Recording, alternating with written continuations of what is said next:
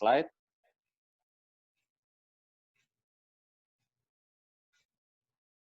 Ya, sebagai pendahuluan, nah ini saya mau review sedikit ya, perjalanan pandemi COVID-19 ini dari awal itu adalah virusnya diidentifikasi memang di pasar ini ya, pasar hewan ya di Wuhan, di China pada bulan Desember 2019, dan kemudian ketika China melaporkan ke WHO bahwa ini adalah emerging disease ya, sangat cepat sekali penyebarannya, maka WHO menyatakan waktu itu kalau nggak salah namanya masih Wuhan coronavirus ya, belum COVID ya. Jadi dinyatakan bahwa penyakit ini adalah sebuah kegawat daruratan kesehatan masyarakat, itu pada akhir Januari 2020.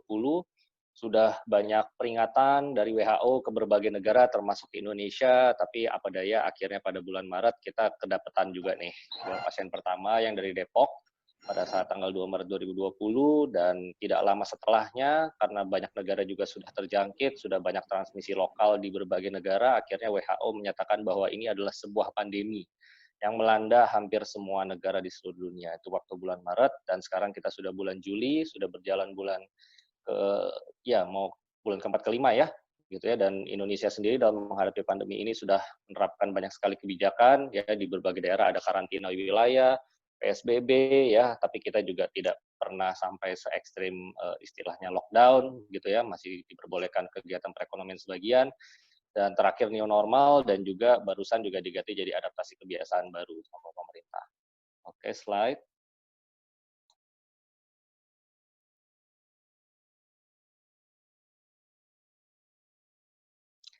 Baik, ini data sebenarnya sudah belum update ya, belum update. Ini saya bikin slide-nya kurang lebih semingguan yang lalu. Jadi saat itu jumlah kasusnya masih di bawah 70.000, sekarang sudah lebih dari 70.000. Rata-rata penambahan kasus baru saat ini itu sekitar 1.400 sampai 1.500 kasus baru positif ya dari uji PCR tiap harinya. Tapi yang mengkhawatirkan adalah ini trennya naik. Ya, trennya naik, belum ada tren penurunan ya, bahkan sempat minggu lalu kalau nggak salah ya, sempat kita cetak rekor tuh sampai 2.600 tuh penambahan kasus positif dalam seharinya ya. Tentu ini ya kalau setiap hari kita pantengin berita ini sangat menimbulkan keresahan ya tentunya ya, kok bukannya makin baik malah makin banyak kasusnya ya kan. Terus juga ya memang sih setiap hari ya, selalu ada orang-orang yang sembuh ya, yang dinyatakan sembuh, PCR sudah negatif, tapi jangan lupa juga ya ada terus yang meninggal dunia ya, rata-rata kalau saya perhatikan tuh sehari itu sekitar 50 sampai 70 orang ya meninggal di seluruh Indonesia akibat terinfeksi COVID ini. Itu pun yang harus kita soroti adalah ini meninggal dari mereka yang dinyatakan positif ya, jadi terkonfirmasi, jadi PCR-nya positif, terus penyakitnya berat, kritis, sampai meninggal. Tapi kalau yang tidak sempat diperiksa segala macam itu kita tidak tahu datanya. Ya, oke slide.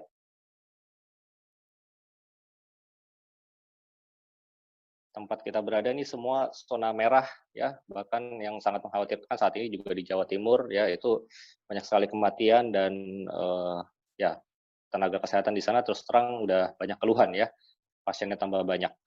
Oke, klasifikasi kasus. Sebenarnya ini ketika saya membuat slide ini, peraturan dari Kementerian Kesehatan, panduan bagi seluruh petugas medis itu istilahnya masih pakai yang PDP, ODP, OTG ini ya. Dan kasus konfirmasi kalau memang hasil pemeriksaan PCR swab-nya itu positif. Tapi ini kurang lebih beberapa hari yang lalu ini ada keluar revisi yang terbaru dari Kementerian Kesehatan di mana supaya tidak terlalu banyak istilah, jadi yang PDP, ODP, OTG, kontak erat ini semua adalah kelompok suspek. Jadi istilahnya sekarang cuma suspek sama kasus konfirmasi COVID-19 ya. Gitu. Nah, tapi sebenarnya kalau misalnya kita mau menilik lagi ya, ini apa sih bedanya ya? Coba slide. Kapan seseorang dikategorikan suspek, kapan konfirmasi gitu ya. Jadi saya mau bahas dulu istilah-istilah ini. Ini mungkin kalau ada yang sudah tahu mungkin mengingatkan, tapi kalau ada yang belum tahu biar saya coba jelaskan. Nah, ini kalau PDP itu ya, sebenarnya sih sekarang semua sama ya, kategorinya masuknya suspek. Ya, ini bisa dibaca di slide, sekalian aja slide-nya semuain. Ya, kalau dulu nih PDP, ODP, OTG ya, ini tapi sekarang semua dirangkum menjadi suspek. Suspek itu curiga COVID ya. Intinya adalah ya meliputi gejala-gejala yang paling umum nih. Entah pasiennya mengalami demam, atau dia pernah demam, di mana definisi demam itu suhunya adalah minimal 38 derajat Celcius, ya. Makanya kalau ke beberapa tempat sekarang kan selalu diukur suhu ya, termasuk ke bandara. Nah, dan selain demam atau riwayat demam, pasien yang dicurigai COVID tersebut itu pasti memiliki satu atau lebih dari gejala infeksi saluran napas atas, entah itu batuk, sesak, sakit tenggorokan, pilek, atau tanda radang paru, ya, yang kita sebut dengan pneumonia kalau istilah radang paru itu. Batuknya sendiri untuk pasien COVID itu lebih seringnya itu batuk kering. Meskipun kalau kita periksa parunya, ya biasanya kita dengar banyak dahak di kedua parunya, ya. Lalu ini yang saya mau soroti, ya, coba slide satu lagi, diklik. Oh, sorry, balik dulu. Ya, itu saya bikin cetak tebal ya, bisa dibaca dari seluruh peserta ya. Ini saya mau menggarisbawahi ya, kalimat berikutnya adalah untuk kita menyatakan seseorang itu curiga COVID, tidak boleh ada penyebab lain berdasarkan gambaran klinis yang meyakinkan. Ya, itu ada penyebab lain saya cetak tebal di situ ya, mau PDP, mau ODP itu tidak boleh ada penyebab lain. Maksudnya itu begini, kalau misalnya saya ya contohnya ya, dilaporkan ada pasien datang ke UGD ya, demam, sakit kepala, ada batuk-batuk sedikit gitu ya. Saya tidak akan langsung bilang, "Oh ini suspek COVID," ya, meskipun kita sedang berada dalam situasi pandemi. Saya akan, meminta pasien tersebut untuk dilakukan berbagai pemeriksaan, supaya saya mudah-mudahan ketemu diagnosa yang lain, agar pasien tersebut tidak dicurigai COVID. Contohnya, saat ini Indonesia juga demam berdarah masih banyak, ya.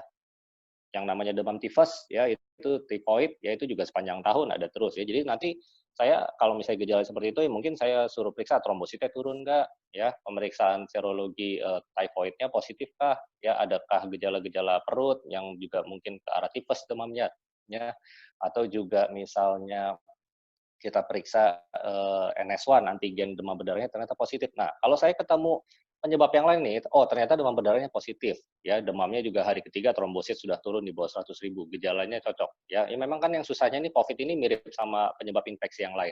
Tapi kalau kita ketemu gejala yang lain, kita tidak bisa mengatakan seseorang ini adalah suspek COVID.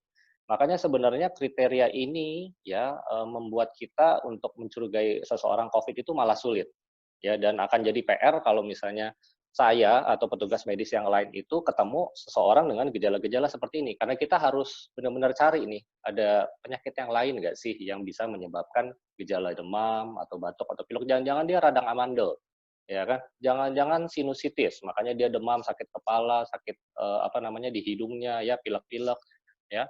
Atau bisa juga jangan-jangan sesaknya asma. Nah, itu kita semua kita cari. Kalau misalnya kita ketemu, ya kita tidak bisa bilang pasien ini suspek COVID, gitu ya. Makanya saya bingung kalau misalnya membaca berita, dokter gampang sekali meng-COVID-kan pasien. Oh tidak, justru dengan kriteria yang dibuat oleh pemerintah seperti ini, kalau misalnya ada gejala-gejala seperti ini, kita malah jadi nyari kemana-mana.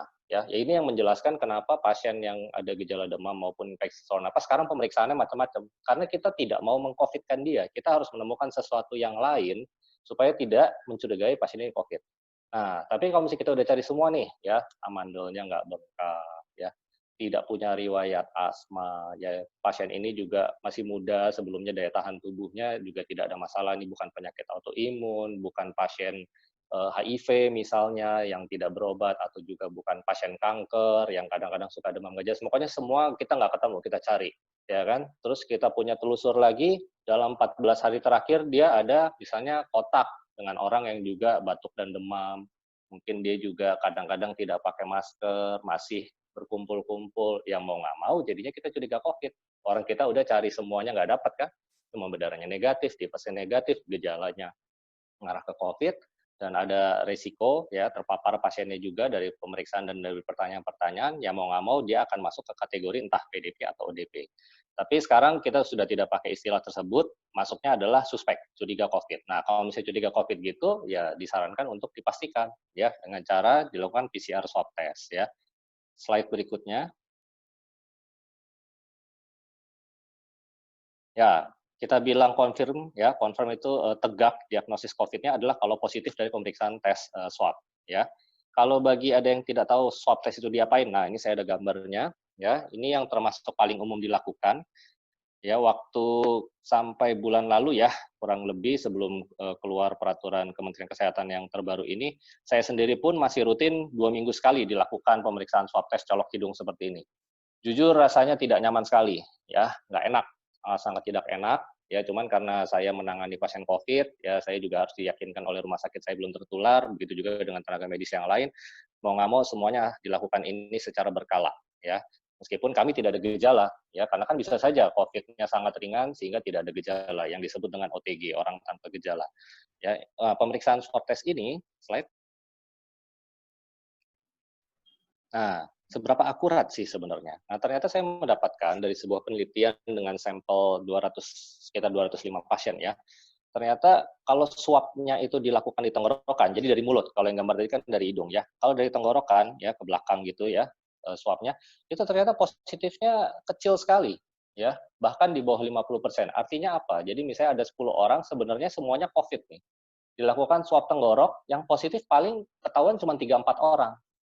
Ya, yang sisa 6 orangnya, 7 orangnya itu nggak dapat virus COVID-nya. Jadi seolah-olah hasil PCR-nya keluar, oh dia bukan COVID nih. Padahal sebenarnya ada COVID-nya. Ini kan bahaya ya, gitu ya. Begitupun juga dengan swab hidung nasofaring yang tadi digambar tersebut, yang juga sering dilakukan ke tugas kesehatan, itu akurasinya sekitar 60 sampai 80% dari penelitian. Jadi bisa saja ada dapat pasien yang sebenarnya dia COVID ya, tapi PCR swab-nya ini nggak dapat virusnya, negatif gitu. Ah, kalau begitu bagaimana nih? Ini kan pasti menimbulkan banyak pertanyaan. Kalau pemeriksaannya tidak bisa 100% akurat, bagaimana caranya kita bisa yakin seseorang ini COVID atau tidak? Ya. Nah, kalau misalnya dari panduan WHO dan segala macamnya, untuk meningkatkan akurasi terhadap pemeriksaan-pemeriksaan ini adalah, ya mau nggak mau kita periksa beberapa kali. Kita periksa beberapa kali. Jadi kalau misalnya pasien gejalanya kita curiga sekali nih, atau meskipun dia tidak ada gejala tapi dia baru kontak, misalnya keluarganya ada jelas positif COVID, dia tanpa gejala, kita periksa PCR pertama negatif, tapi memang dia baru bertemu nih, ya, dan bercakap-cakap dengan keluarga yang positif, kita mungkin bisa ulang sekali lagi untuk meyakinkan dari beberapa kali pemeriksaan PCR ini benar negatif atau memang positif.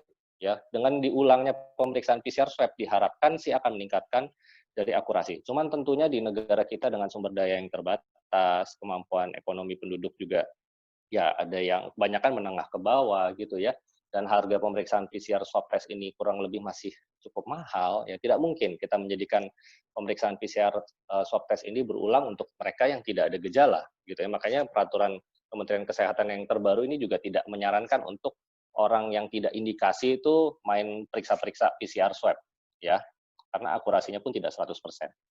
Nah, kalau misalnya kita mau tahu swab dari mana sih yang paling akurat? Swab dari cairan langsung di paru-paru. Nah, itu yang paling bawah yang ditulis dengan BAL ya, bronchoalveolar lavage itu adalah pemeriksaannya jadi kayak endoskopi, diteropong ya, tapi teropongnya bukan ke saluran cerna tapi masuk ke saluran napas ya. Terus di situ kalau ketemu dahak, dahaknya diambil. Jadi dahak yang bersumber langsung dari bronkus, saluran utama napas di paru-paru. Nah, kalau dari situ itu akurasinya bisa lebih dari 90%. Jadi kalau misalnya memang negatif, kemungkinan besar memang enggak lah gitu karena akurasinya tinggi sekali. Cuman kan nggak mungkin setiap orang yang kita curigai kita harus sampai melakukan pemeriksaan bronkoskopi, sangat tidak nyaman sekali, pasiennya juga harus dibius segala macam. Ini tidak mungkin dilakukan. Jadi ini hanya dalam setting penelitian saja.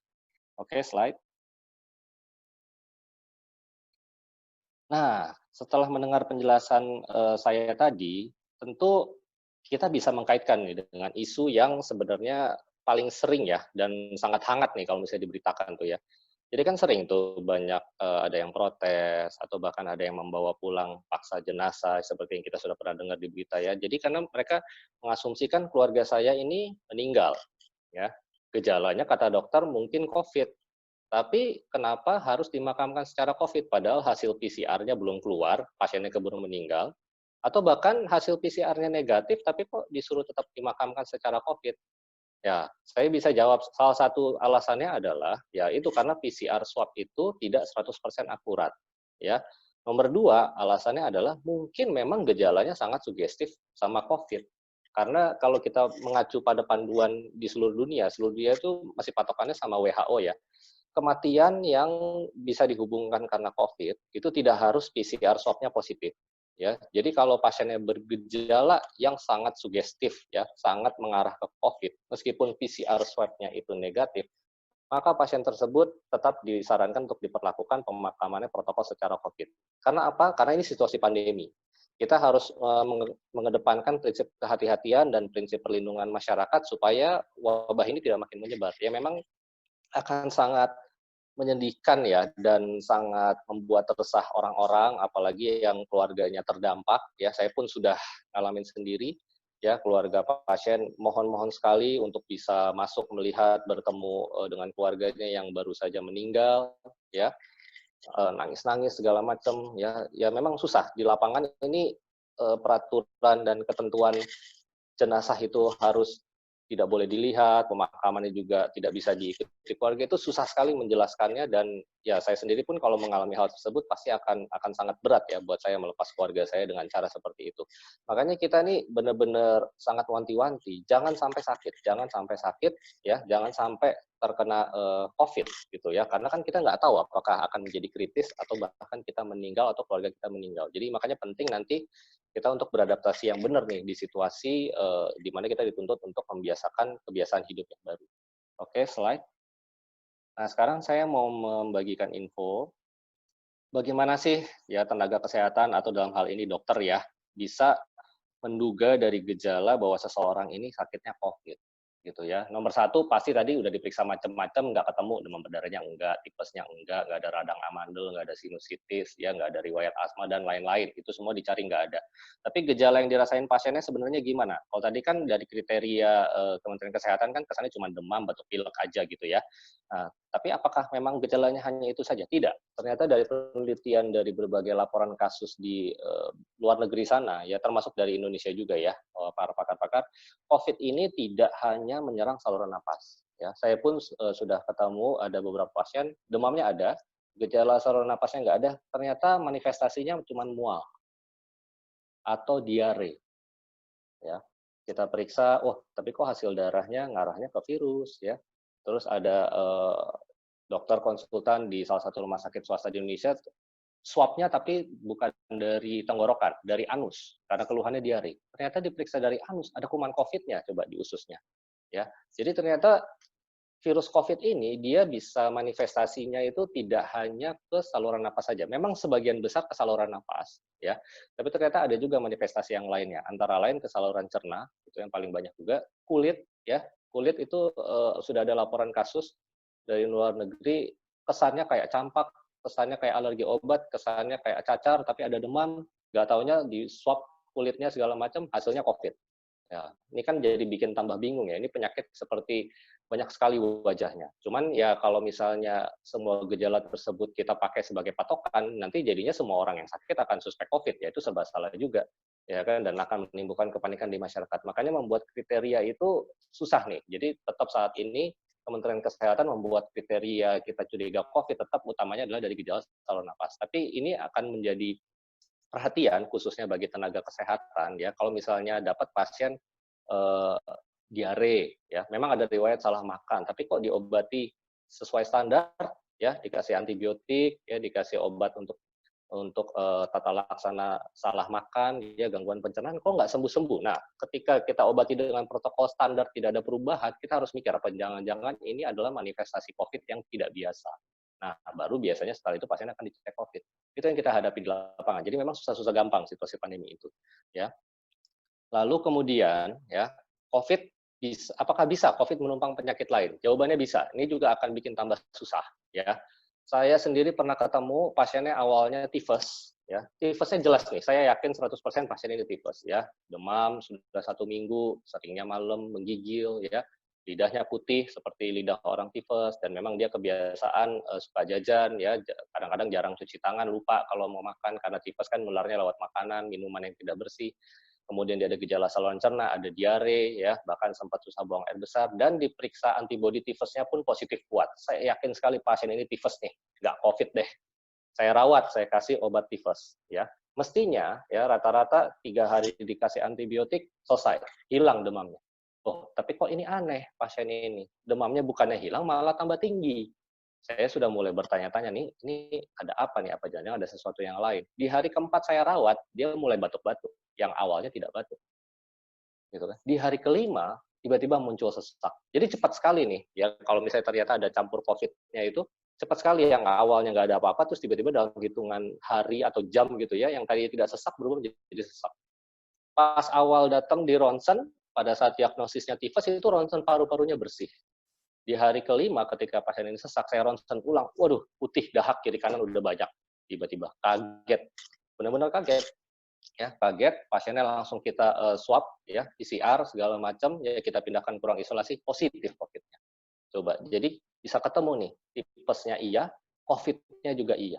Ya, mungkin tipesnya dia dapat duluan, ya, tapi sebelum ke rumah sakit mungkin dia ketularan COVID dari mana, COVID-nya nggak langsung muncul, COVID-nya muncul belakangan. Nah ini, aduh, terus terang makin membingungkan praktik di lapangan, ya.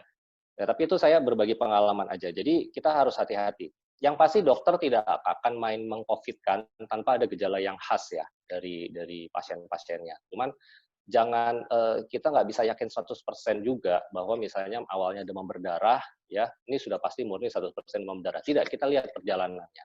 Ya, demam berdarah kita tahu 3 hari itu demamnya mestinya sudah hilang. Tapi kalau misalnya demamnya menetap, ya tidak respon dengan obat-obat demam berdarah, kita harus pikirkan apakah ada kemungkinan infeksi yang lain, apakah ada campur sama COVID. Itu yang kita hadapi di lapangan. Ya. Nah, kemudian untuk hasil lab. Nah, biasanya untuk kalau pasien yang demam, gejala saluran napas, nanti kita akan periksa darah lengkap. Ya. Kalau pada COVID, ya nilai leukosit itu sel darah putih ya, white blood cell, sel darah putihnya itu biasanya normal atau cenderungnya rendah. Ya, karena virus itu, ya virus COVID-19 itu seringnya membuat leukopeni. Leukopeni itu hitung darah putihnya menjadi rendah. Untuk kadar trombosit juga seringnya normal tapi batas bawah atau bisa juga menurun seperti layaknya demam berdarah. Hitung jenis biasanya nanti kita lihat ada istilah neutrofil, limfosit ya. Nanti juga itu akan ada parameternya kita hitung ya apakah ini ngarah ke COVID atau ke infeksi yang lain. Begitu juga dengan nilai limfosit absolut darah. Ini saya tidak perlu menjelaskan detail lah untuk ke awam ya, tapi ada parameter-parameter yang kita hitung ya. Ronsennya kalau COVID itu kiri kanan sama parahnya. Dia nggak milih paru kanan, dia nggak milih paru kiri. Jadi dua-duanya akan terdampak ya, dan biasanya perburukannya cepat kalau misalnya memang kena COVID yang berat ya. Dan kalau misalnya kita curiga ini kayak ada bercak sedikit tapi nggak terlalu jelas, kita akan lanjut periksa pasiennya sampai ke CT scan paru-paru ya. CT scan paru-paru nanti dahak yang sedikit saja ya itu akan kelihatan dan gambarannya itu kita sebut dengan ground glass opacity ya. Mungkin saya tidak perlu terlalu detail, tapi ini adalah cara-cara yang kita lakukan. Jadi kita nggak main langsung orang demam, batuk pilek gitu ya. Oh ini COVID nih, enggak ya. Kita selidiki ya sampai dapat banyak datanya gitu ya. Aduh, demamnya khas nih ya, ada gejala batuk pileknya, labnya ngarah ke virus, ronsennya ngarah ke COVID, bahkan kalau perlu kita CT scan kalau kita masih ragu-ragu. Jadi kita kumpulkan banyak sekali data ya untuk membuat seseorang ini suspek COVID. Jadi nggak main cuman demam, batuk pilek langsung bilang, oh ini COVID nih. Enggak, ya di lapangannya nggak gitu. Kita pusing terus terang kalau misalnya dapat pasien dengan keluhan demam dan gejala saluran napas. Oke, slide. Ya, kecuali kalau di rapid test dan ternyata rapid testnya reaktif. Oh, ini kan sudah menandakan bahwa sudah terbentuk antibodi terhadap COVID yang menandakan kemungkinan besar seminggu yang lalu atau 2 minggu yang lalu dia sudah terinfeksi COVID. Cuman apakah saat ini kuman COVID-nya masih ada dan bisa menular, ya tentu harus dipastikan dengan pemeriksaan PCR swab. Ya, slide. Oke, balik lagi ke yang tadi ya. Jadi pemeriksaan-pemeriksaan yang tadi itu ya, pertanyaan tentang gejala, pemeriksaan darah, ronsen, CT scan, semua itu juga sebenarnya untuk mencari penyebab yang lain.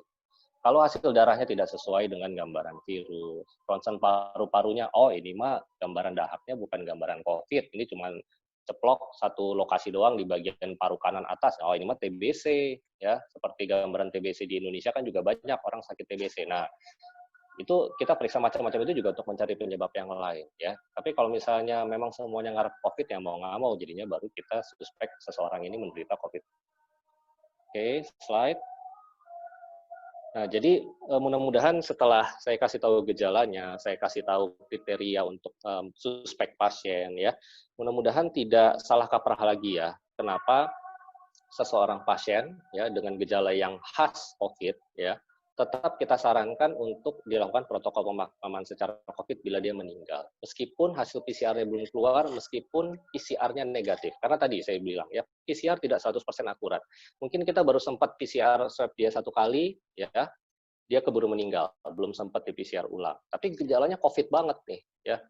Kita udah cari penyebab lain nggak ketemu, hasil labnya juga ngarah ke COVID, ya. Hasil ronsen paru-parunya juga gambaran pola dahaknya itu pola dahak COVID, bahkan di beberapa rumah sakit yang ada CT scan pun pasti di CT scan. Nah, kalau misalnya data-data yang lain itu tetap menjurus ke COVID dan tidak ketemu penyebab yang lain, sekalipun PCR-nya negatif, tetap kita sarankan ya pasien tersebut sesuai aturan dari Dinas Kesehatan dan segala macamnya dan protokol WHO untuk dimakamkan secara COVID. Itu memang menjelaskan hal ini ke keluarga pasien yang sedang berduka tentunya sangat-sangat sulit. Ya, saya pun sudah pernah mengalami hal ini, makanya sebisa mungkin jangan sampai sakit lah gitu ya, akan sangat membingungkan dan merepotkan nantinya ya. Slide. Oke, sekarang untuk update pengobatan ya. Jadi sampai saat ini sayangnya obat yang spesifik untuk mengatasi COVID ya, untuk membunuh virusnya itu belum ada.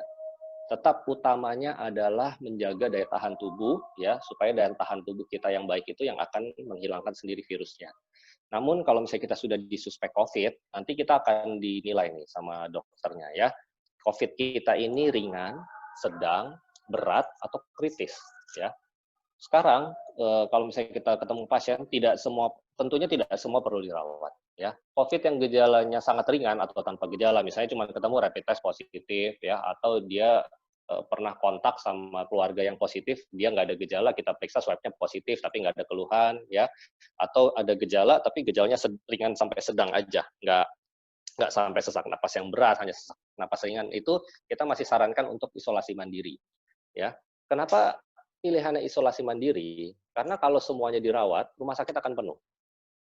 Ya, rumah sakit akan penuh ya, sehingga nanti pasien-pasien yang non COVID tidak kebagian tempat. Tidak kebagian tempat. Nah, kalau misalnya seperti itu, maka ini akan menciptakan suasana yang kacau balau.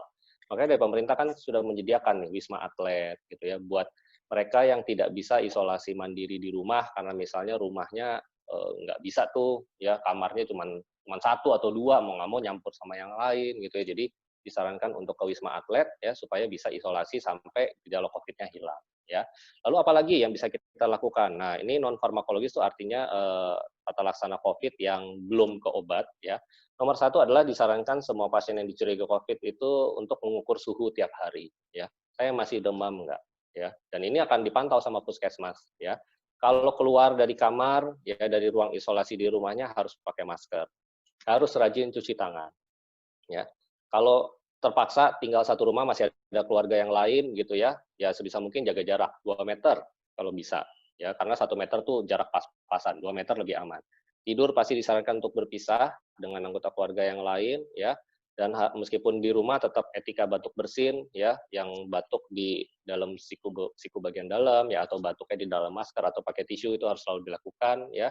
Alat makan minum harus pisah, nggak boleh satu piring bersama, cuci pakai sabun, dan disarankan untuk menjaga ya imunitas ya supaya vitamin D di badannya tetap baik ya dengan cara berjemur ya, sinar matahari 10 sampai 15 menit setiap hari ya, disarankan tuh ya di atas jam 8 lah. Ya jam 8 sampai jam 9 atau maksimal setengah 10 itu sinar UV-nya masih cukup baik untuk merangsang pembentukan vitamin D. Tentu pakaian harus dipisah dan harus lapor secara rutin ke petugas kesehatan setempat. Berikutnya.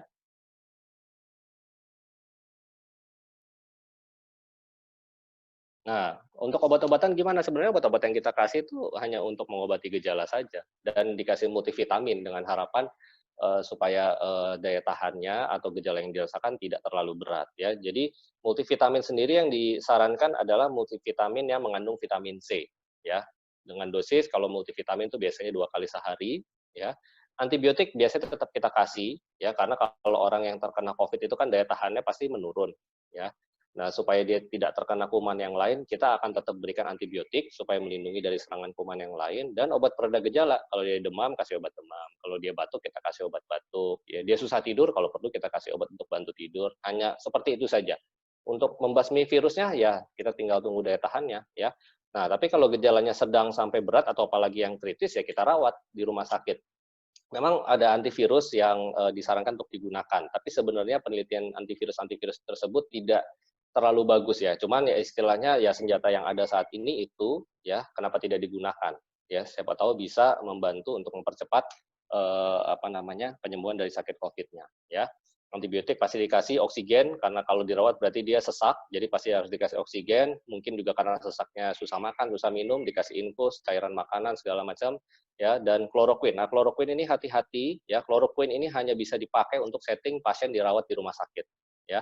Efek samping obat ini banyak, ya. Dan bagi orang yang usia lanjut maupun orang ada riwayat penyakit jantung ini sangat berbahaya, menimbulkan efek samping ke jantung. Jadi jangan terpancing untuk beli kloroquine, ya. Pernah ada beritanya itu karena ada berita gitu ya, kloroquine seperti menjadi andalan masyarakat untuk mengobati COVID, jadi berbondong-bondong orang untuk mencari kloroquine. Ini obat keras, tidak boleh dijual bebas sebenarnya, ya. Dan saat ini sebenarnya kalau protokol di dunia, ya, penggunaan kloroquine ini sudah dilarang, hanya bisa dilakukan untuk setting penelitian, ya. Jadi untuk pemakaian rutin sudah tidak disarankan sebenarnya, karena manfaat terhadap COVID-nya tidak terlalu jelas, tapi resiko efek samping ke jantung. Oke, slide. Nah, kalau yang gejalanya berat sampai gagal napas atau kondisi kritis tentu harus dirawat di ICU isolasi, ya, dipasang alat bantu napas, ya. Terapi yang lain sama dengan terapi untuk yang gejala sedang, gitu ya. Sama kita kasih steroid. Nah, steroid ini juga baru booming nih belakangan, ya. Jadi yang sempat ada berita kalau ada yang pernah dapat broadcast-nya dexamethasone, ya. Dexamethasone dikatakan bisa membantu pengobatan pasien-pasien COVID. Tapi hati-hati baca judul berita, ya. Dexamethasone atau steroid yang lain memang kita pakai, tapi hanya untuk setting, ya, untuk kondisi pasien COVID yang sakitnya kritis, ya. Karena pasien COVID yang sakitnya kritis ini dia kondisinya kritis itu karena respon kekebalan tubuhnya terlalu ekstrim, ya. Jadi ibaratnya perang melawan virus COVID dalam tubuhnya itu terlalu hebat sehingga menimbulkan kerusakan di mana-mana. Disitulah ada tempatnya baru kita berikan steroid, karena steroid itu seperti dexamethasone, methylprednisolone, prednison itu bekerja dengan cara menurunkan sistem imun, ya, menurunkan sistem imun. Jadi karena reaksi imunnya terlalu hebat, ya, kekebalan tubuhnya terlalu hebat, kita kasih obat untuk sedikit meredakan supaya kondisi perang dalam tubuhnya ini jangan terlalu kacau balau. Kalau terlalu kacau balau nanti parunya rusak segala yang bisa meningkatkan risiko kematian. Pada kondisi seperti itulah baru kita berikan dexamethasone maupun steroid jenis yang lain. Tapi kalau misalnya orang awam, ya, dia ketakutan, dia baca berita, wah, dexamethasone bisa nih, terus dia cari sendiri di apotek atau di toko obat, ya, tanpa resep dokter, ya, padahal gejalanya ringan, ya, ringan atau ya hanya gejala sedang lah, tidak terlalu sesak. Ini sangat berbahaya kalau padahal kan kita pengennya daya tahan tubuh dia mengeliminasi virus COVID-nya, tapi kalau dikasih steroid malah dilemahkan, kan? Nah, padahal sebenarnya dia reaksinya tidak berlebihan. Nah, ini kalau dikonsumsi malah berbahaya, malah nanti virus COVID-nya tambah lama untuk hilangnya, untuk pasien-pasien yang gejalanya tidak kritis. Ya, jadi harus hati-hati, jangan kita harus membaca berita itu secara keseluruhan, jangan baca judulnya aja, ya. Oke, slide. Nah, ya, jadi memang di pandemi ini semua harus waspada. Ya, saya tidak mengatakan kita harus takut terhadap COVID ini, tidak.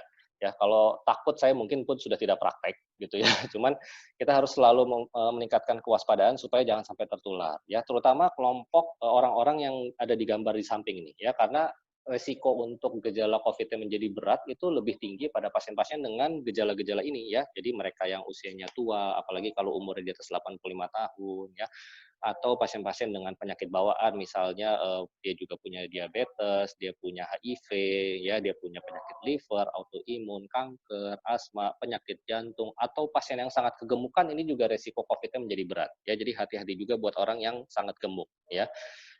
Sementara coba kita lihat itu data statistik di Indonesia ini cukup banyak juga, ya. Diabetes di Indonesia itu 1 dari 10 orang terkena diabetes. Jadi di sekitar kita ini banyak sebenarnya yang resiko kalau kena COVID itu resiko menjadi berat. Jadi sangat disarankan buat mereka yang punya penyakit-penyakit kronik ini, ya, untuk tetap berobat teratur, ya. Saya bisa mengerti pasti banyak kekhawatiran, waduh, lagi pandemi gini kalau ngambil obat ke rumah sakit gimana nih? Aman nggak di rumah sakit? Ya, saya harus bilang di mana-mana tempat umum sekarang tidak ada yang aman, gitu. Tapi andai kata harus memilih, ya, andai kata harus memilih, mungkin rumah sakit adalah salah satu tempat yang paling aman sekarang dibanding tempat umum yang lain. Kenapa? Saya bisa jawab begini, karena kalau misalnya ke rumah sakit, semua orang yang datang kan ketakutan pasti. semua orang ekstra waspada karena tidak tahu nih yang di sebelah saya sakitnya ini ada COVID-nya apa enggak. Otomatis semua protokol kesehatan itu sangat ketat di rumah sakit, ya. Coba bandingkan dengan Anda ke pasar swalayan atau Anda ke pasar tradisional atau ke manalah ya di luar rumah, saya rasa orang lebih longgar melakukan protokol kesehatan ya. Saya bisa katakan ini karena saya sudah melihat juga kondisi di sekitar rumah segala macam ya. Tapi kalau di rumah sakit itu semua tuh patuh banget tuh, masker nggak ada yang turun-turunin ya, jaga jaraknya jalan ya, bahkan ada yang saking paranoidnya dikit-dikit cuci tangan, semprot hand sanitizer ya. Jadi kalau Anda terpaksa mau nggak mau harus ke tempat umum, saya bisa bilang sekarang justru rumah sakit adalah tempat umum yang paling aman karena semua orang sangat waspada di dalam rumah sakit ya. Dan banyak rumah sakit juga sekarang sudah melakukan protokol untuk memisahkan ya, memisahkan untuk orang-orang yang datang dengan gejala suspek COVID sama tidak ya. Biasanya kan di depan rumah sakit nanti akan di-screening suhu, kalau misalnya suhunya demam nanti biasanya agak dipisahin dulu, ditanya dulu gejala-gejalanya, kalau nggak suspek COVID baru bisa masuk gabung beserta pasien lain yang tidak demam. Jadi, kalau menurut saya untuk mereka yang punya pasien dengan kondisi penyakit kronik, diabetes, darah tinggi, ya harus kontrol sebulan sekali, jangan takut ya. Selama Anda menjalankan protokol kesehatan dengan baik, rumah sakit pun sudah melakukan berbagai macam cara supaya orang yang datang berobat itu aman, ya. Dan Anda bisa yakin deh orang-orang yang datang ke rumah sakit itu semua juga ketakutan. Jadi mereka semua pasti protokol kesehatannya itu luar biasa ketat. Nah, ya, dibandingkan Anda ketakutan, tidak konsumsi obat, gula darah yang tadinya bagus terus jadi jelek, tensi yang tadinya bagus jadi jelek. Terus kena COVID, ketularan dari orang di rumah yang mungkin juga masih bekerja segala macam. Wah, itu gejala COVID-nya akan lebih cepat menjadi berat. Saya udah dapatlah beberapa pasien seperti itu ya 2 bulan pertama pandemi dia tidak kontrol, ketemu di UGD, COVID positif, gula darah 500, meninggal pasien. Ya saya bisa bilang apa? Ya kan, ya keluarga hanya bisa menyesal. Ya cuman menyesal itu selalu terlambat. Jangan, ya jangan. Ya ini belakangan ya sudah mulai banyak yang kembali kontrol. Ya mereka tetap sehat-sehat saja. Ya ada yang dari awal pandemi sampai sekarang bolak-balik ke rumah sakit tidak ada gejala COVID, dia tetap patuh protokol kesehatan, gula darahnya bagus, tensinya bagus. Ya ini yang tetap kita harapkan. Ya takut jangan, tapi tetap waspada. Tetap kontrol penyakit kronik Anda, ya. Dan kalau misalnya dan tentu penyakit kronik tentu harus diperiksa, ya. Gula darahnya harus selalu dikontrol, tensi juga kontensi teratur, ya. Baik, seperti itu. Slide. Ya, percayakan diri Anda kepada kami, ya. Kami akan melakukan berbagai macam upaya supaya kalau Anda datang ke fasilitas kesehatan maupun ke Biomedilab, pasti semua kita yakinkan protokol kesehatannya berjalan dengan baik. Slide. Ya, sekarang saya masuk ke sebenarnya pesan utama ya. Jadi kita kemarin diarahkan ke konsep new normal ya. Tujuannya pasti cuma satu sih, menyelamatkan ekonomi kita ya dengan tetap memperhatikan protokol kesehatan.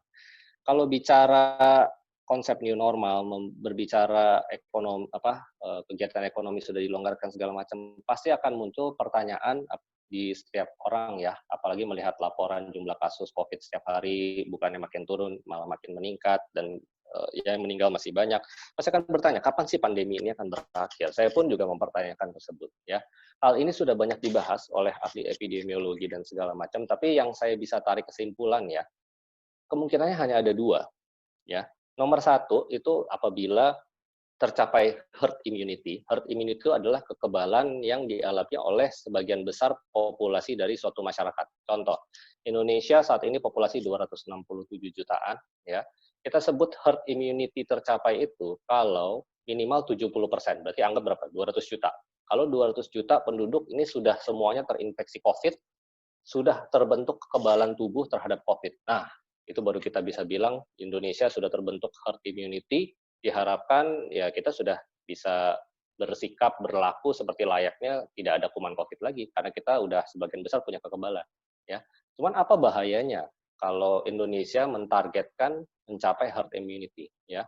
Nomor satu, sumber daya kesehatan itu terbatas. Tidak mungkin kita membangun rumah sakit dalam jangka waktu yang cepat, tidak mungkin menciptakan dokter dan perawat yang siap bertugas itu dengan cepat karena pendidikannya lama ya. Jadi otomatis kalau misalnya tiba-tiba blok ratusan juta rakyat Indonesia terinfeksi COVID dalam satu waktu bersamaan atau dalam periode yang singkat, bisa dibayangkan berapa orang yang perlu perawatan ke rumah sakit. tentu ini akan menimbulkan situasi kacau balau ya. Yang tadinya mestinya yang meninggal cuman misalnya 5%, tapi angkanya malah akan jadi bisa tinggi, mungkin malah bisa jadi 10%, 20%. Kenapa? Karena yang tadinya mungkin tidak meninggal kalau dirawat, ya, tapi karena rumah sakit penuh, karena semua orang sakitnya barengan, akhirnya kan dia nggak bisa dirawat. Yang tadinya gejalanya mungkin nggak terlalu berat-berat amat, jadi berat, jadi kritis, meninggal. Ya, bisa dibayangkan betapa kacau balaunya kondisi tersebut kalau Indonesia akan menerapkan herd immunity. Jadi ini pun dari dokter-dokter, tenaga kesehatan, ahli epidemiologi sangat-sangat tidak menyarankan untuk pemerintah mengambil langkah ini. Saya pun tidak mengharapkan kalau hal ini terjadi. Akan kacau balau sekali soalnya. Rumah sakit overload ya. Sebenarnya ini pun udah mulai kecium nih di Jawa Timur ya, di Surabaya ya, tenaga kesehatannya sudah banyak yang berguguran juga ya, banyak yang meninggal, pasien-pasiennya tambah banyak ya. Nah, ini aduh, ya mudah-mudahan sih kita jangan sampai ke sana ya. Nomor 2 apa? Vaksin ya.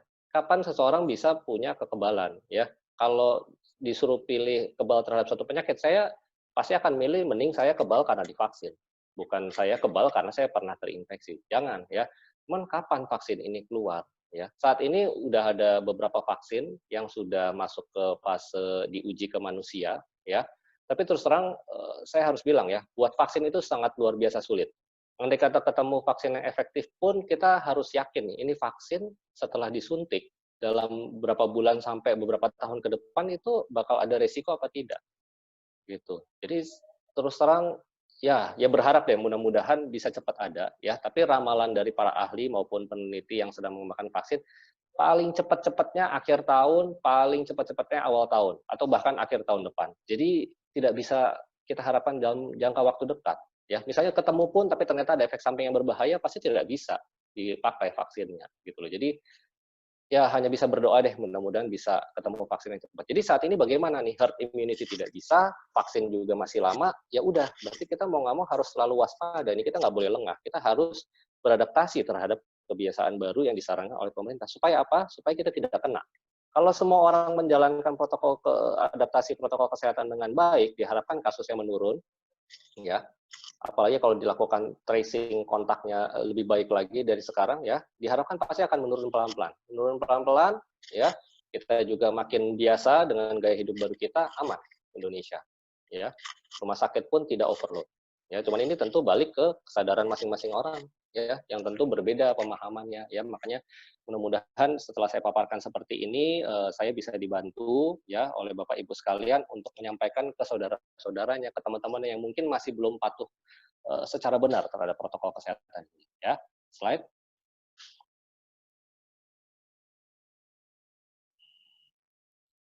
Ya, saya sudah pernah membawakan juga tentang bagaimana menghadapi stres selama pandemi. Ya, stres ini juga merupakan momok yang sangat luar biasa ya selama pandemi. Ini saya ambil cuplikan yang dari WHO aja. Ya, jadi nomor 1 adalah kita harus menjaga pola hidup sehat. Ya, kita harus jalankan protokol kesehatan. Kita harus menjaga komunikasi yang baik dengan keluarga, dengan teman, meskipun sekarang secara daring ya, via HP, video call, ya nggak usah mudik dulu segala macam. Yang penting kita tetap jaga komunikasi, tetap tahu kabarnya meskipun tidak bertemu ya. Hindari pelampiasan stres dengan hal-hal yang tidak baik. Contoh malah jadi ngerokoknya tambah banyak, atau minum alkohol, atau malah lari ke narkoba. Itu akan makin melemahkan daya tahan tubuh Anda ya. Terus yang penting juga adalah cari sumber berita yang bisa dipercaya ya. Banyak sekali hoaks seputar COVID-19 ini ya. Jadi terus terang kalau misalnya mau cari berita yang benar, yang fakta, yang berdasarkan hasil penelitian, kalau saya selalu buka website WHO ya, atau memang keterangan resmi dari website Departemen Kesehatan Republik Indonesia ya. Karena kalau misalnya dari yang lain-lain itu dari judulnya aja kadang-kadang udah bikin kita takut baru baca judulnya. Jadi banyak kan sekarang semua banyak yang cari sensasi, banyak hoax segala macam, banyak yang hanya opini-opini tanpa bukti belaka. Itu semua akan makin menimbulkan stres di kita ya. Daripada buka berita yang enggak atau forward WA yang belum jelas, nggak usah ya. Akan malah nambah stres kita, akan membuat stres orang lain juga. Oke, slide.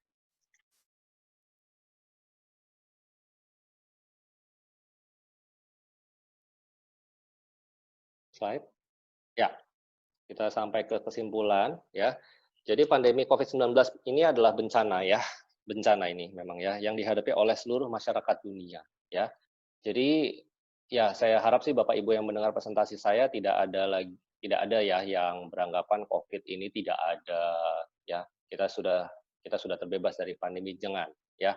Seluruh dunia masih berperang termasuk Indonesia ya. Mari kita tetap waspada, kita jangan saling berprasangka buruk satu sama lain, kita justru harus saling bergandengan tangan, saling mendukung dan berempati ya. Berempati itu adalah tidak egois maksudnya ya. Jangan mikir yang penting saya sehat, yang penting keluarga saya sehat. Jangan, ya. Dengan Anda melakukan protokol kesehatan dengan baik, Anda juga melindungi orang-orang yang Anda temui. Teman, ya, orang yang ketemu di pinggir jalan segala macam, ya. Karena kalau orang hanya mikirin diri sendiri, mereka tidak mikirin yang lain, ya udah, ya, jadinya orang berkerumun, ya, tanpa peduli, acuh cuek. Ketika pulang, dia bawa kuman COVID ke orang tuanya yang sudah tua, ke kakek neneknya, dia secara tidak langsung akan menyebabkan kematian bagi orang-orang yang mereka cintai. Udah banyak kasusnya, udah banyak contohnya, menyesal belakangan ya karena dia tidak ada gejala, ya dia tetap cuek, pulang ke rumah, nularin kakaknya, adiknya, ibunya segala macam, keluarganya banyak yang meninggal, dia hidup, menyesal belakangan. Ya, jangan sampai itu terjadi pada kita. Ya. Yang kesimpulan kedua adalah ya kita sangat penting memahami gejala dan prinsip pencegahan dari COVID-19 ya dan ya intinya sih jangan kasih celah deh. Jangan kasih celah virus ini masuk ke badan kita ya. Jadi jalankan benar-benar itu protokol kesehatan ya. Saya tidak akan mengulang protokol kesehatan itu apa aja. Saya yakin semua kampanye semua orang sudah tahu ya, jaga jarak, pakai masker, cuci tangan ya dan hindari kerumunan itu semua sudah tahu. Tapi kita harus lebih disiplin lagi ya. Jalankan selalu perilaku hidup bersih sehat, ini adalah kunci keselamatan menjalani hidup di adaptasi new normal ini, dan cari informasi yang benar agar tidak makin stres sama pandemi COVID-19. Oke, slide yang terakhir. Ya, saya sendiri pun sudah ada media yang saya gunakan untuk berbagi informasi terhadap masyarakat. Ini silahkan dibuka.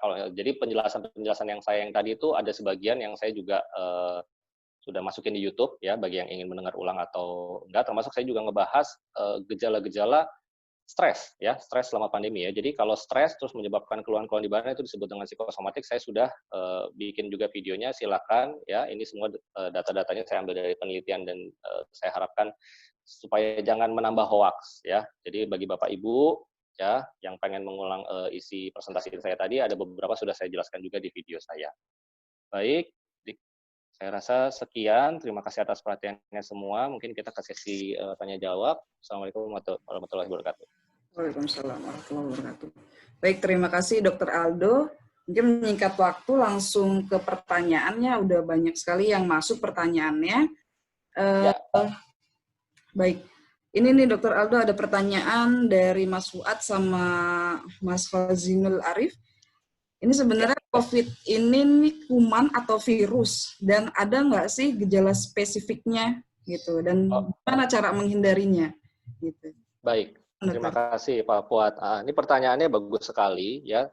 Memang gejala COVID tanyanya gejala spesifik ya. Kalau gejala non spesifik kan tadi ya demam, gejala saluran napas atas. Tapi saya menemui pada beberapa pasien yang positif COVID itu ada gejala spesifiknya memang. Salah satunya adalah terganggunya indera penghidu. Jadi dia tidak bisa membaui ya. Dia tidak bisa membaui bau-bauan ya.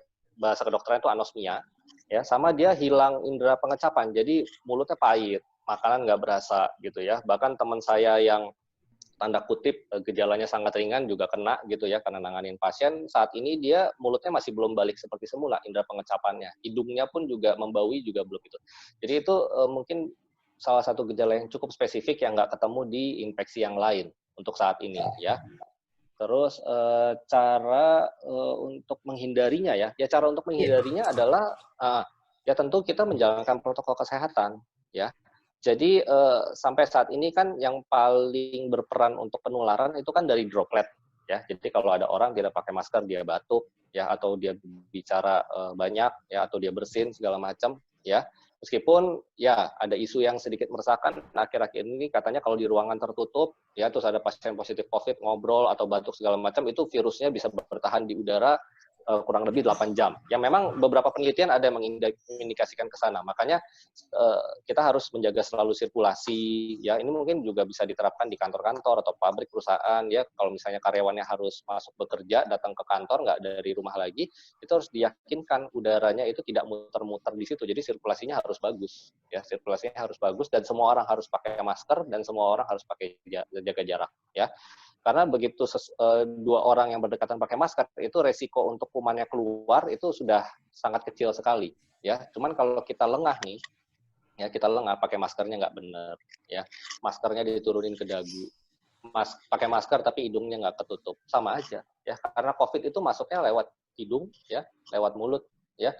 Masker kan tidak nutupin sampai ke dagu. Jadi awalnya kalau kita pakainya benar, terus ada kuman COVID nempel di leher, maskernya kita turunin ke dagu, wah nempel deh itu kuman COVID yang di leher ke bagian dalam masker kita. Terus kita naikin lagi maskernya ke atas. Ini yang sering saya lihat nih, orang-orang masyarakat itu salah. Ya, jadi mereka bilang pakai masker kok dok, pakai masker, selalu pakai masker. Tapi cara pakai maskernya pun salah. Jadi harus dilihat-lihat. Ini pun sebenarnya udah banyak kampanye tentang prosedur cara pakai masker yang betul. Ya, sebaiknya juga kalau misalnya kita mau makan atau minum, kita jangan turun naikin masker. Kita copot, ya, kita ganti kalau bisa. Ya, dan jangan lupa cuci tangan, ya. Jadi jalankan protokol kesehatan. Kalau misalnya dijalankan dengan baik, mudah-mudahan kita nggak kena. Ya, contoh deh gampangnya, saya kan nanganin pasien COVID ya, masuk ruang isolasi hampir tiap hari segala macam. Kalau saya tidak melakukan protokol kesehatan dengan baik, saya rasa hasil pemeriksaan saya sudah positif. Tapi sampai saat ini ya syukurnya ya, alhamdulillah saya masih negatif aja. Ya, karena saya betul-betul waspada ya. Saya kalau udah pakai masker dari awal praktek sampai selesai itu masker saya tidak turunin sedikit pun juga. Ya, jadi saya benar-benar puasa tuh. Ya, jadi saya praktek poli 4 jam, 5 jam saya puasa, nggak makan, nggak minum. Setelah selesai saya mandi, ya, baru saya turunin langsung buang, cuci tangan, baru saya makan minum. Itu pun juga di tempat yang tidak ada orang lain. Gitu loh. Itu tips dari saya ya, pengalaman pribadi bagaimana saya sedemikian waspadanya dan memakai masker dengan cara yang benar. Jadi jangan menyepelekan pakai masker. Ya. Pakai masker tepat nggak caranya gitu ya, dan jaga jarak kan gitu ya. Jadi kalau semuanya dilakukan dengan benar, mestinya sih kita tidak ketularan ya. Itu pengalaman saya pribadi. Oke, gitu aja Bu Teri. Iya, berarti COVID ini adalah virus ya dok, dan virus. Ya betul, gejala spesifik yang saat ini timbul adalah indera pengecapan, indera penciuman itu mulai berkurang, dan yang cara menghindarinya yang paling baik adalah menjaga tetap protokol kesehatan dan jangan lupa untuk maskernya, cara pemakaiannya juga harus tepat dan benar. Betul ya. Jadi kuman itu istilah awam. Kuman itu kan ya segala sesuatu yang tidak kelihatan yang menyebabkan gejala infeksi masuk ke tubuh. Kuman itu ada bakteri, virus, jamur, parasit, cacing pun bisa aja kita bilang kuman gitu kan. Cuman kalau COVID ini virus ya, dia kategorinya virus ya. Siap, kecil sekali ya. Baik, ya lanjut lagi dok untuk pertanyaan berikutnya. Ini ada dari Mbak Neri. Untuk pemeriksaan rapid, dokter, yang paling baik untuk pemeriksaan rapid ini menggunakan darah kapiler atau vena, gitu dok pertanyaannya. Oh baik, ya. Jadi kalau secara ini mestinya sih mungkin yang menjawab ahli patologi klinik ya mestinya. Tapi kalau yang saya pahami ya, rapid test itu kan antibody ya. Antibody itu kan adanya di serum. Ya, tentunya kalau misalnya kita periksa dari darah kapiler itu kan tentu proporsi serumnya sedikit ya, gitu ya, karena kan sampelnya hanya sedikit. Jadi kalau saya tanya ke petugas lab dan teman saya patologi klinik, tetap bagusnya sih ngambil darah dari vena ya, dengan ya, dan biasanya nanti akan disentrifuge lagi, dipisahkan antara sel sama serumnya. Nanti serum yang udah murni baru tuh diperiksain pakai regennya. Nah, kalau misalnya dilakukan seperti itu, saya rasa itu paling akurat sih kalau untuk periksa rapid test ya. Cuman rapid test nih hati-hati ya, jangan menganggap kalau saya di rapid test negatif saya aman. Ya. Sekarang pun Kementerian Kesehatan juga sudah tidak menyarankan rapid test untuk pemeriksaan screening. Kenapa? Ya, ada dua hal. Nomor satu, rapid test itu kan antibody ya. Antibody itu terbentuknya lama. Jadi kalau misalnya orang masuk kuman COVID, ya mungkin antibodinya akan terbentuk 2 minggu. Sementara selama 2 minggu itu dia udah jalan-jalan ketemu orang segala macam, wah udah nggak tahu dia nularin siapa aja. Ya kan, misalnya baru hari kelima semenjak kumannya COVID-nya masuk, diperiksa rapid test, itu pasti masih negatif. belum terbentuk antibodinya. Nah, kalau misalnya dia mengasumsikan saya sudah aman, wah bahaya sekali. Dia akan tetap menyebarkan gitu. Jadi makanya memang rapid test itu tidak bisa kita pakai untuk screening karena sensitivitasnya rendah ya. Tapi rapid test spesifisitasnya bagus. Dalam arti kata begini, kalau misalnya rapid testnya positif, reaktif ya, kemungkinan besar memang itu orang sudah pernah terinfeksi COVID. Ya, jadi kita sudah kalau misalnya hasilnya positif nih, kita bisa yakin kalau sebelum ini tuh dia udah masuk kuman COVID. Yang bahaya ini kalau hasilnya negatif. Negatif ini bukan berarti aman. Ya, jadi hati-hati ya kalau misalnya mau rapid test segala macam. Saya sendiri pun tidak menyarankan untuk screening pakai rapid test. Saya lebih baik men-screening orang itu dari gejala, dari pemeriksaan darah tepi maupun ronsennya. Ya, dan kalau memang bergejala, mendingan langsung swab aja kalau dia mau. Ya, swab gitu. Karena swab itu kalau misalnya positif, oh udah pasti kan. Nah, kalau rapid ini mesti diulang ya. Makanya kan kalau Medilab juga ada pemeriksaan rapid test kan kalau hasilnya non reaktif atau negatif itu kan sarannya ulang pemeriksaan 7 sampai 10 hari. Karena takutnya ini negatif karena antibodinya belum terbentuk. Jadi disuruh ulang kurang lebih seminggu atau 10 hari. Diharapkan kalau misalnya memang sudah terinfeksi COVID baru terbentuk. Jadi bisa lebih kelihatan. Makanya jadinya repot, nggak bisa diandelin ya.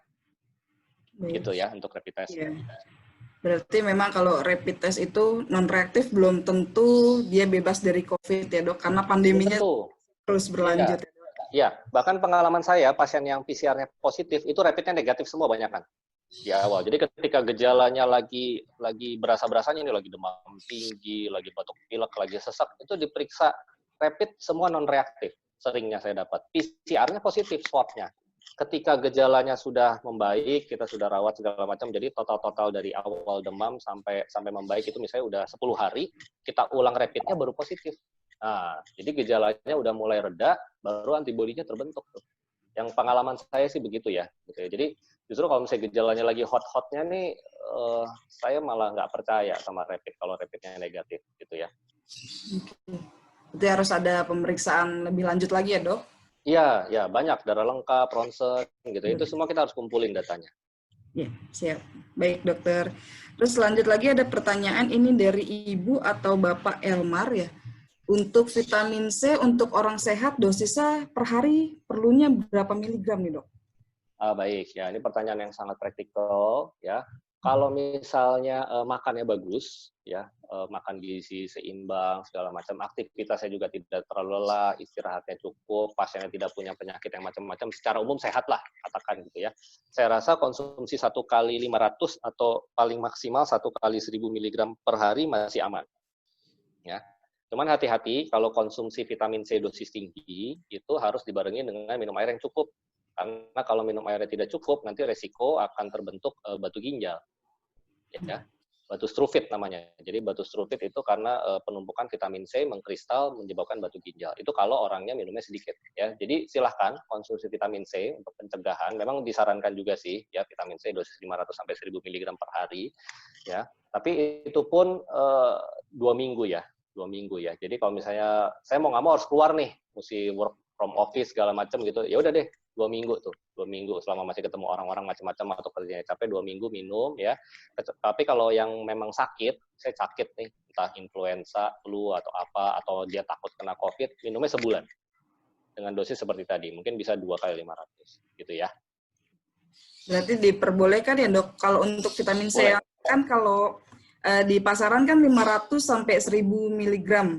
Itu kalau diminum selama 2 minggu masih diperbolehkan asal dengan catatan banyak minum ya dok? Iya, boleh. Untuk situasi khusus pandemi ini, untuk pencegahan boleh.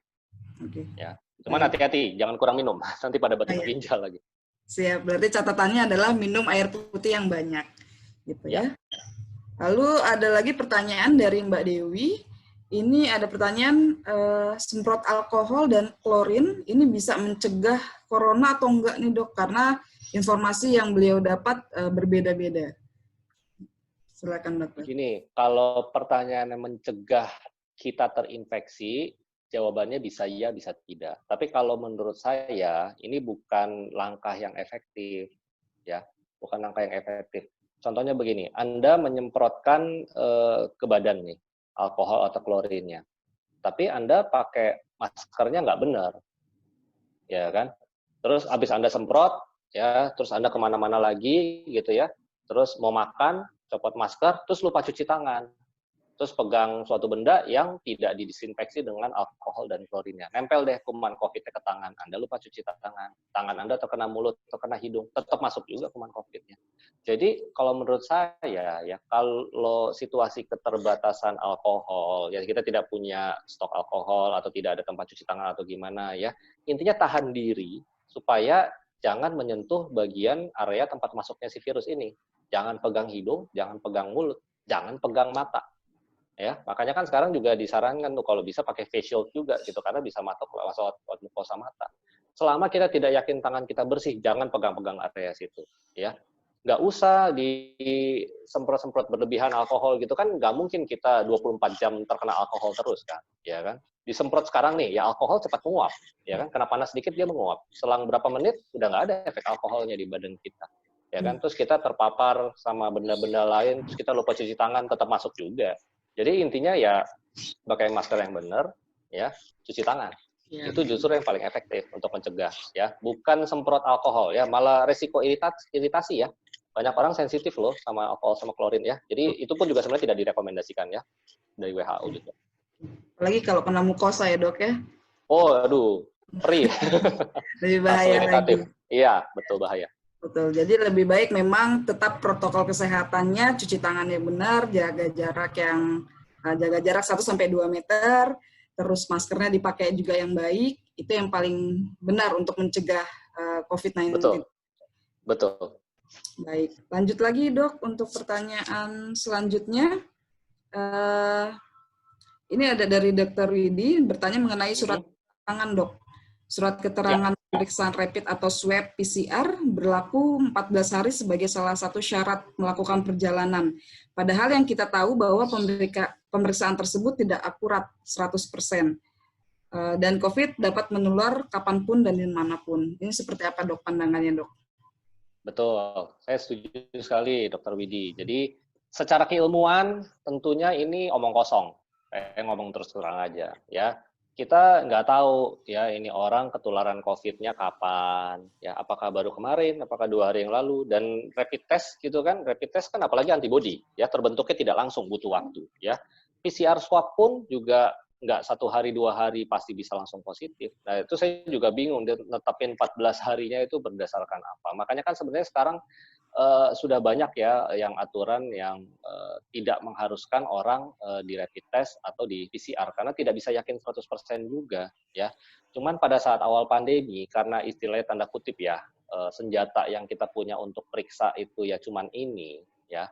Ya mau nggak mau deh ya diharapkan bisa mengurangilah setidaknya mengurangi kelolosan gitu orang yang bawa COVID ke luar kota atau keluar negeri gitu loh ya karena misalnya 10 orang nih ada COVID semuanya mau keluar kota, ya minimal dapat 1 lah atau 2 lah yang pada saat dilakukan periksa rapid atau PCR. Yang lainnya ya pasti kelolosan, ya kan? Karena tergantung dia kena COVID-nya kapan, apakah antibodinya sudah terbentuk, akurasi PCR-nya pun tidak 100%. Saya setuju, ya sebenarnya ini tidak bisa dipakai untuk screening, ya karena mau PCR swab maupun rapid test sensitivitasnya rendah, ya. Sebuah alat diagnostik itu untuk bisa periksa screening itu sensitivitasnya harus tinggi. Maksudnya sensitivitas tinggi itu adalah kalau dia hasilnya negatif, itu kita bisa yakin bahwa memang tidak. Gitu. Sementara kan kalau rapid atau PCR kan nggak bisa yakin. Nah, jadi yang lebih yakin mana? Ya mendingan ya itu ukur suhu, ya. Atau tanya ya dia selama 14 hari terakhir ada kontak nggak sama keluarga atau orang lain yang positif COVID, itu saya rasa lebih bermakna. Atau sekalian diperiksa aja parunya ada dahak nggak, gitu. Misalnya di check up sama dokter di bandara atau apa, itu saya rasa lebih bermakna untuk screening. Ya, andai kata tidak ada gejala tapi curiga OTG, ya udah yang penting dia pakai masker, dia pakai face shield, jaga jarak sama yang lain, udah selesai. Diharapkan dia tidak menulari. Gitu tuh, ya. Baik, dokter. Ini ada juga pertanyaan ini kita 3 pertanyaan lagi dok ya. Boleh. Untuk Jam 4. Ya baik dokter. Ini ada yang bertanya untuk tes PCR kalau akurasinya juga rendah, bagaimana apabila digabung dengan pemeriksaan bareng rapid dok? Apakah bisa meningkatkan tingkat akurasi? Oh baik. Oke. Halo. Halo, Bu Teri. Yes, Putus-putus. Dokter Sinta, ya. Ya, oke. Ya, saya udah lihat sih pertanyaannya ya dari Ibu Teri ya. Jadi kalau digabung ya logikanya sih secara keilmuan kalau misalnya digabung jadi sekaligus gitu ya, PCR iya, rapid iya gitu ya. Pasti sih meningkatkan akurasi. Tapi apakah bisa 100% kita percaya? Enggak juga. Kalau saya ya dan dari penelitian itu sebenarnya untuk mensuspek COVID itu kita ada sistem scoringnya. Ya, ada sistem scoringnya. Kalau gejalanya ada, hasil darah perifernya juga cocok, hasil ronsennya cocok, CT scan-nya cocok, ya jadi skornya banyak gitu, yang cocok gitu ya. Nah itu baru kita lebih menduga ini kemungkinan besar COVID. Sekalipun rapidnya negatif, sekalipun PCR-nya negatif. Ya, tapi kalau misalnya memang mau digabung dalam satu waktu, ya itu akan meningkatkan akurasi, tapi tentu tidak 100%. Tentu tetap tidak bisa 100%. Ya, tapi pasti meningkatkan akurasi daripada periksa sendiri-sendiri. Ya. Baik, Dok. Mic-nya Dokter Sinta.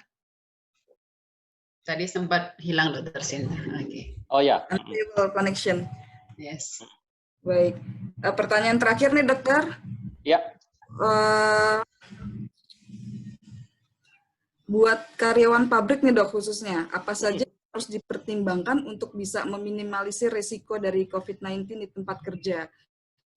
Apalagi sekarang ada informasi kalau ada kemungkinan bisa airborne nih, Dok.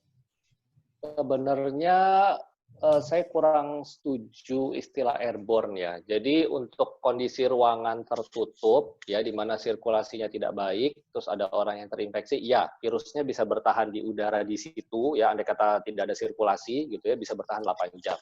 Tapi ya susah juga ya mau dibilang itu istilahnya airborne. Makanya kan masih pusing nih pakar-pakar mau dibilang airborne apa enggak ya gitu ya. Karena kalau misalnya memang airborne, otomatis udah banyak sekali dong yang tertular, bisa-bisa hampir semua. Maupun saya di rumah yakin aman juga kalau airborne virusnya terbang udara pasti saya juga udah kena juga gitu, kecuali kalau benar-benar pakai masker 24 jam ya kan. Jadi susah juga nih kalau mau kita bilang airborne nih. Cuman untuk tempat yang sirkulasinya jelek terus ada orang yang positif itu virusnya bisa di udara 8 jam ya.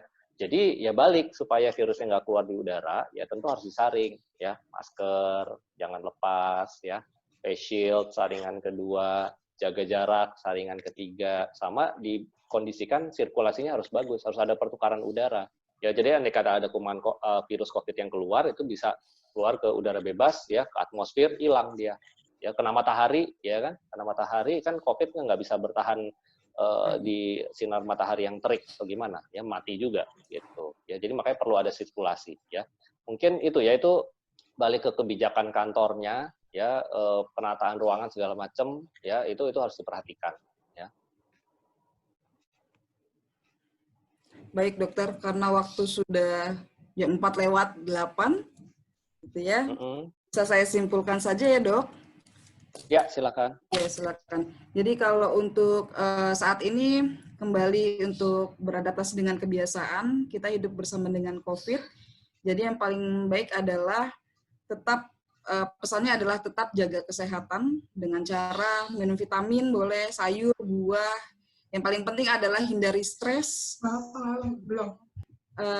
minum vitamin atau aktivitas fisik. Aktivitas fisik adalah aktivitas berjemur juga bisa, karena itu bisa meningkatkan imunitas kita. Gitu. Olahraga dari rumah juga ya. Betul. Terus jangan lupa juga untuk cuci tangan, jaga jarak, protokol kesehatannya, dan gunakan masker dengan baik. Karena yang paling penting adalah masker bisa meminimalisir paparan dari COVID-19. Gitu ya. Terus yang paling penting juga hindari stres. Karena kalau stres itu bisa cepat menurunkan imunitas ya, Dok. Gitu. Jadi ini memang kita kalau mau cari informasinya yang jelas, boleh dengan informasi lewat YouTube-nya dokter, boleh. Terus dengan boleh, silakan. Di WHO silahkan, atau di COVID-19 linknya Kemenkes ini ya bisa. Gitu. Jadi informasi yang akurat, linknya di situ, silahkan dicari. Terus yang paling penting adalah kalau memang harus ada isolasi mandiri di rumah, jadi sebaiknya memang etika batuk tetap dipakai dengan cara batuk di siku bukan di tangan, apabila memang terpaksa harus di tangan, lakukan segera cuci tangan atau pakai hand sanitizer minimal. Terus pisahkan juga alat makannya, pisah juga ketika tidur, dan yang paling penting juga berjemur. Dan untuk ibu bapak yang berada di pabrik bisa juga ventilasi matahari untuk bisa masuk ke dalam ruangan, dan ventilasi juga dibuka dengan baik. Gitu. Jadi semua pada intinya adalah protokol kesehatan dan PHBS, gitu ya dok? Betul. Ya. Terima kasih atas partisipasinya rekan-rekan dan Bapak Ibu sekalian. Terima kasih Dr. Aldo atas waktunya, atas pertanyaannya juga sudah dijawab dengan baik. Insya Allah kita bertemu lagi di lain kesempatan. Akhir kalam, mohon maaf apabila ada kesalahan. Billahi taufiq wal hidayah. Wassalamualaikum warahmatullahi wabarakatuh. Waalaikumsalam warahmatullahi wabarakatuh. Happy weekend, terima kasih. Ya, sehat-sehat semua. Jangan kasih celah virus ini ya. Oke. Terima kasih. Sedikit pengumuman nanti untuk yang Bapak Ibu dari beberapa perusahaan. Di sini ada saya lihat Ibu Hadis, Bu Jahra, Pak Ridwan, Ibu Vera, Ibu Ika, Pak Fuad, Pak Elmar, Pak Arditya, Ibu Meti, Pak Adi Nugroho, Pak Hendrik. Materinya nanti akan saya kirim BWA ya Pak. Terima kasih sudah hadir di webinarnya Biomedilab. Kami undang untuk webinar berikutnya. Dan terima kasih Dr. Reynaldo dan Dr. Sinta sama all team dari Biomedilab. Thank you so much. Terima kasih. Ya.